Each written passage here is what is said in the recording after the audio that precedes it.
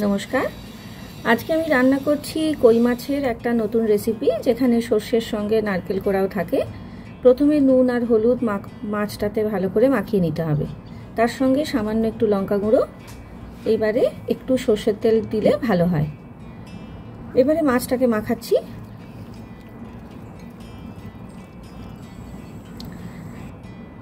এবার হাই হিটে কড়াই চাপিয়ে প্রথমে সর্ষের তেল যখন সামান্য গরম হয়ে যাবে তখন পাঁচ ফোড়নটা একটু ভাজা হয়ে গেলে আমরা দিয়ে দেবো মাছগুলো।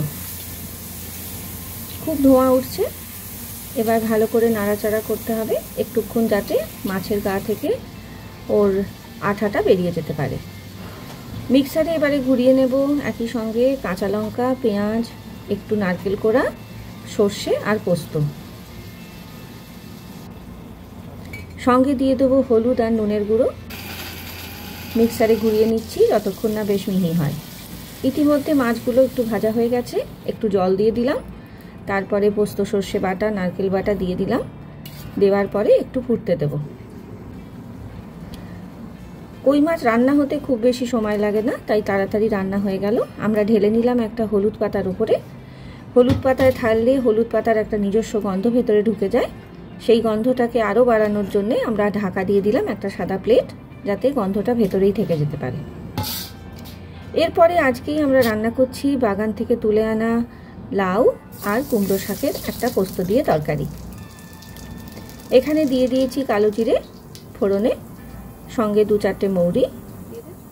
এবার প্রথমে দিয়ে দিচ্ছি লাউ কাটা।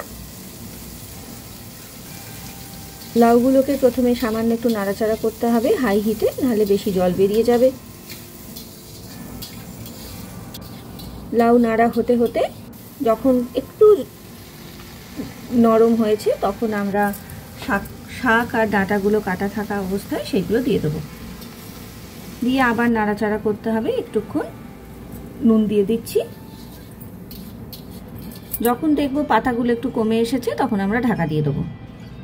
এগুলো সব আমার বাড়ির বানানো আচার, যেগুলোর রেসিপি আপনাদের পরে দেখাতে পারবো। বাগানে জুঁই ফুল ফুটেছে, খুব সুন্দর ঘাস হয়েছে। আবার ফিরে এসেছি রান্নাঘরে ততক্ষণে লাউ সেদ্ধ হয়ে গেছে। আমরা দেখে নিলাম যে শাকগুলো খুব সুন্দর সবুজ দেখতে থেকে গেছে, অথচ কিন্তু খুব নরম হয়ে গলে যাচ্ছে। খুব বেশি গলতে দিলে ভালো হয় না, তাই জন্য এবারে পোস্ত বাটাটা দিয়ে দিলাম। পোস্তর সঙ্গে 2 চামচ বড় পোস্ত আর তার সঙ্গে 4টে কাঁচা লঙ্কা একসঙ্গে বেটে রেখেছিলাম। হাই হিটে ভালো করে নাড়াচাড়া করলেই আমাদের লাউয়ের তরকারিও প্রায় রেডি হয়ে এসেছে। যখন সব রেডি তখন মাটির বাসনে আমরা দিয়ে দিচ্ছি, যাতে অনেকক্ষণ গরম থাকতে পারে। আপনারা দেখতে পাচ্ছেন ভালো ধোঁয়া উঠছে। আজকে এই দুটো দিয়েই খাওয়া হবে, কই মাছের ঝাল আর তার সঙ্গে লাউয়ের তরকারি। সাদা ভাতের সঙ্গে খেলেই সব থেকে ভালো লাগবে এই দুটো, তাই সাদা ভাতের সঙ্গেই সার্ভ করে দিলাম।